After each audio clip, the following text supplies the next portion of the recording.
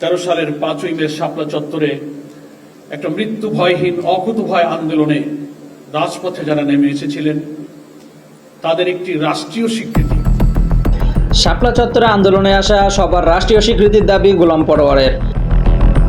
2013 সালের মে মাসে রাজধানীর মতিঝিলের শাপলা চত্বরে আন্দোলনে অংশ নেওয়া সবাইকে রাষ্ট্রীয় স্বীকৃতি দেওয়ার দাবি জানিয়েছেন বাংলাদেশ জামাত ইসলামীর সেক্রেটারি জেনারেল মিয়া গোলাম পরোয়ার। শনিবার 18 অক্টোবর দুপুরে রাজধানীর আব্দুল গনি রোডের ওসমানী স্মৃতি মিলনায়তনে শাপলা চত্বরে সংঘটিত হত্যাযজ্ঞে নিহতদের পরিবারের সদস্যদের মধ্যে চেক বিতরণ অনুষ্ঠানে তিনি এ দাবি জানান।